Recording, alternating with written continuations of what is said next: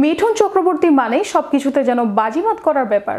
এবার বছরের শুরুতেই পেলেন সেরা অভিনেতার অ্যাওয়ার্ড। বিস্তারিত দেখুন ডেস্ক রিপোর্টে।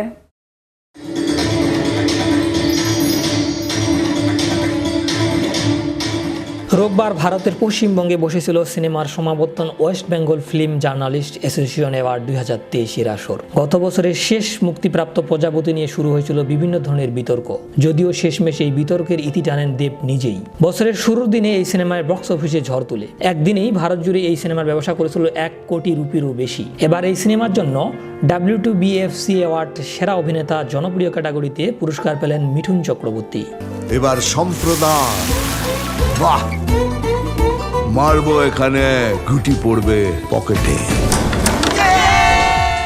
মিঠুনের অনুপস্থিতিতে এদিন পুরস্কার গ্রহণ করেন দেব। সেরা অভিনেতা জনপ্রিয় ক্যাটাগরিতে এবছরে নমিনেশন পেয়েছিলেন কর্ণ সুবর্ণের গুপ্তধন ছবির জন্য আবির চট্টোপাধ্যায়, কাকাবাবুর প্রত্যাবর্তন ছবির জন্য প্রসেনজিৎ চট্টোপাধ্যায়, কিসমিসের জন্য দেব, রাবণ ছবির জন্য জিৎ। কিন্তু সব সুপারস্টারকে হারিয়েছেন মেগাস্টার মিঠুন চক্রবর্তী। বউ আর মা কোনদিন একসাথে থাকতে পারেনি। তোর তো মা নেই, তুমি তো আমার মা বাবা। যদিও তিনি এদিন উপস্থিত থাকতে পারেননি। মিঠুনের হয়ে পুরস্কার হাতে নিয়ে দেব বলেন, অন্য সব ক্যাটাগরিতে কে পুরস্কার পাচ্ছেন তা নিয়ে সংশয় থাকতে পারে, তবে এই ক্যাটাগরিতে নেই। উল্লেখ্য, প্রজাপতি জায়গা পাননি নন্দনে। এ নিয়েই শুরু হয় বিতর্ক।